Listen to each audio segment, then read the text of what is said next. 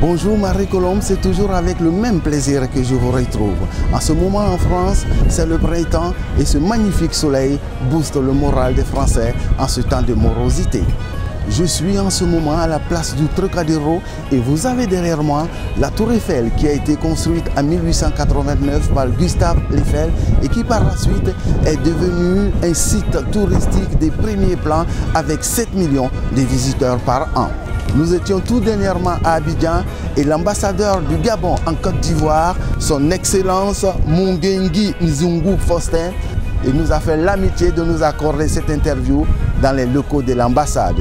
Il nous parlera de sa fonction des Gabonais vivant en Côte d'Ivoire et comment vont-ils le Gabon sur les bords de la lagune Ébrié. Bonjour Excellence. Bonjour Monsieur Touré. Être ambassadeur en Côte d'Ivoire, lorsque la proposition vous a été faite, comment avez-vous réagi? Merci d'avoir choisi le Gabon à travers son ambassadeur pour parler certainement de ce pays qui est cher à l'ambassadeur, cher à tous les Gabonais. Et merci également de nous donner la possibilité d'échanger de ces questions certainement qui nous intéressent tous. Aussi bien vous à As Plus Production qu'au Gabon que je représente. Venons à la question que vous avez posée. Il est difficile, M. Touré, d'avoir une autre appréciation que celle qui a été la mienne lorsque le chef de l'État, son Excellence Ali Bongo Ondimba, après avoir naturellement accepté la proposition qui a été faite par mon ministre des Affaires étrangères. C'est avec beaucoup de plaisir, beaucoup de joie que j'ai apprécié cette nomination en qualité d'ambassadeur extraordinaire et plénipotentiaire de la République gabonaise en Côte d'Ivoire, avec une extension de juridiction sur le Mali, sur le Burkina et sur le Niger. Parlez-nous un peu des liens bilatéraux qui existent entre la Côte d'Ivoire et le Gabon. Je vais tout de suite vous dire que ce sont des relations excellentes qui existent. Le président Houphouët, le père de la nation de la Côte d'Ivoire, et le président Omar Bongo Ondimba ont été des amis qui ont pensé que les relations devaient être excellentes. Et ils ne sont pas limités au niveau simplement de la pensée, ils ont tout fait. Et ils ont fait en sorte que ces relations, au-delà de relations d'amitié, soient des relations également de coopération. Parce qu'au départ, c'était deux amis qui s'appréciaient mutuellement. Et Dieu merci, sur la base de ces relations profondes d'amitié, d'estime réciproque, nous avons bâti une coopération solide, une relation fraternelle, excellente. Les présidents Alassane Ouattara et Ali Bongo Ondimba s'inscrivent dans cette voie qui a été tracée par les présidents, leurs excellences que je viens d'évoquer. Excellence, peut-on savoir combien de Gabonais y a-t-il en Côte d'Ivoire? En nous référant au dernier fichier qui date bientôt d'un an, nous étions autour de 250 Gabonais. La majorité de cette base de données, il faut les situer au niveau de la formation, donc universitaire et professionnelle.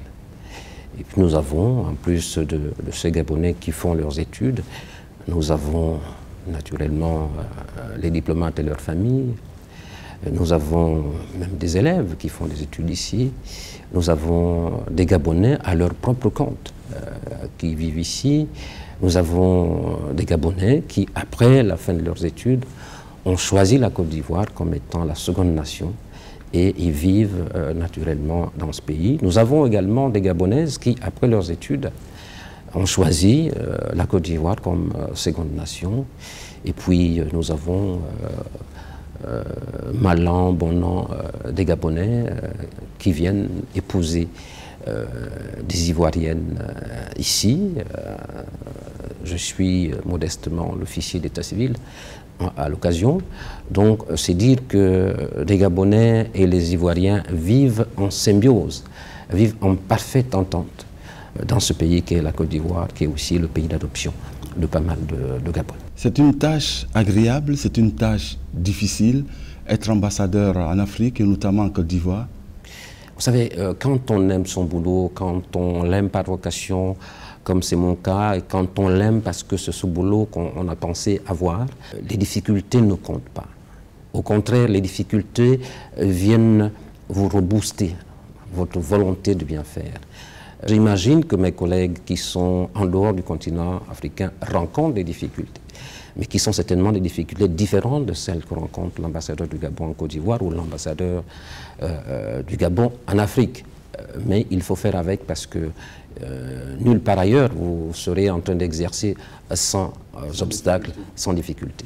Il faudrait simplement comprendre ou apprécier que ces difficultés font partie de nos charges et que ces difficultés ne doivent pas être des éléments bloquants pour effectivement faire le boulot pour lequel nous sommes payés, le boulot pour lequel nous sommes payés pour vendre effectivement l'image du pays, pour vendre l'image de notre première institution. J'ai cité le président Ali Bongo Ondimba, les étudiants qui sont là, les compatriotes qui sont là. S'il y a une difficulté, on se bat pour essayer de trouver rapidement des solutions. Si nous ne pouvons pas, à notre niveau, trouver des solutions, nous avons simplement le ministère des Affaires étrangères que nous appelons et qui nous aide. Tout dernièrement, nous avions une difficulté au Mali. Nous avions une compatriote qui était en difficulté. Nous avons saisi naturellement Libreville, le ministère des Affaires étrangères, et qui nous a mis en condition pour procéder au rapatriement de cette compatriote avec toi de ses enfants. Excellence, comment vendez-vous le Gabon? La première chose pour un diplomate, pour vendre son pays, c'est d'abord être présent. C'est pourquoi, dans notre jargon, la représentation est importante. Nous sommes accrédités dans ce pays pour représenter le chef de l'État, représenter le gouvernement, donc la nation tout entière. Donc il faut être là, il faut être présent. Un ambassadeur, c'est pour être dans le pays. Donc la meilleure façon, à mon sens, au-delà des actions qu'il peut mener, c'est déjà la présence de l'ambassadeur. Est-ce que le pays est présent à telle manifestation? Oui. Le Gabon est là? Oui. Lorsque vous êtes invité, quelles que soient les difficultés, nous en avons évoqué tout à l'heure, soyez là. C'est déjà la vitrine du Gabon. On voit le carton Gabon, on n'a pas besoin de savoir qui représente le Gabon. Le Gabon est là, c'est déjà ça. Ensuite, il y a des actions qui peuvent mener. Les contacts avec les hommes politiques, les contacts avec les opérateurs économiques, les propositions de se rendre au Gabon pour investir dans tel ou tel domaine, ça fait partie également de nos ficelles. Donc là aussi, il faut comprendre que c'est une façon de vendre le pays, qui ne sera peut-être pas officielle parce qu'on ne vous verra pas avec une caméra pour discuter avec des hommes d'affaires. Chaque jour qui passe, toutes les actions que nous menons vont effectivement dans cette perspective-là. Vendre le Gabon, mais effectivement promouvoir la coopération. Excellence, malgré vos nombreuses tâches, est-ce que vous avez l'occasion de vous détendre, de vous divertir? Quelle est votre distraction favorite? Mais écoutez, c'est vrai qu'à l'époque, tout jeune, au lycée Lombard, j'ai commencé jeune footballeur. Nous avons commencé à l'époque très petit, gamin, nous étions en 6e. Nous avions donc une équipe de poussins, on l'appelait, donc des pupilles. Et puis nous avons évolué, poussins, minimes, cadets, juniors, première division. Et donc j'ai fait le football. Voilà. J'ai joué au football, j'ai eu modestement à participer à pas mal de compétitions. Donc, je reste toujours très proche, je reste toujours friand de sport. Si je ne peux pas pratiquer ce sport que j'aime bien à l'extérieur, simplement à cause de l'importance de mes charges professionnelles aujourd'hui, mais au moins j'y consacre quelques temps à la maison en regardant les championnats de mon pays, en regardant le championnat de France, le championnat de Côte d'Ivoire. C'est vrai que l'importance de mes charges diplomatiques m'éloigne. Chez moi, j'ai un survêt. Chaque fois que j'ai eu une occasion, écoutez, je vais sur un terrain de football essayer de jongler parce que ces choses-là, on ne les oublie pas, quel que soit l'âge.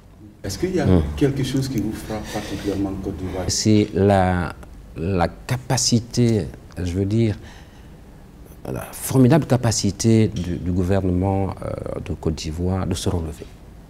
Je puis vous le dire parce que je suis arrivé à 2 mois de l'élection présidentielle. Je suis arrivé en octobre 2010 sur instruction de mon président, son Excellence Ali Bongo Ondimba. J'ai vécu des moments assez épiques. Mais avec du recul, je peux vous dire, c'est cet élan que je remarque. Cette formidable volonté du président Alassane Ouattara et de son gouvernement de faire face à l'adversité, d'aller à la réconciliation, d'aller à la paix. Vous disiez tout à l'heure que vous regardez le championnat du pays. Ouais. C'est-à-dire que vous regardez Gabon Télévision? J'ai Gabon Télévision chez moi. C'est ma première télévision, naturellement. Et chaque jour, avant de m'endormir, je me mets sur la télévision nationale pour apprécier les informations. C'est aussi le rôle du diplomate que je suis, savoir ce qui se passe chez soi, même s'il faudrait que je fasse la même chose pour la Côte d'Ivoire, savoir ce qui s'y passe, parce qu'il faudrait que je sois à tout moment prêt à apporter la meilleure information, aussi bien aux autorités ivoiriennes qu'aux autorités de mon propre pays.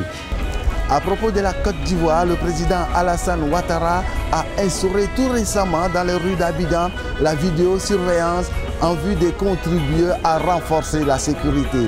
Une expérimentation qui d'ailleurs a été accueillie favorablement par les Ivoiriennes. Y a-t-il une femme ou des femmes qui m'aiment en Afrique, hein? J'espère vous retrouver très vite. Bisous les Gabons.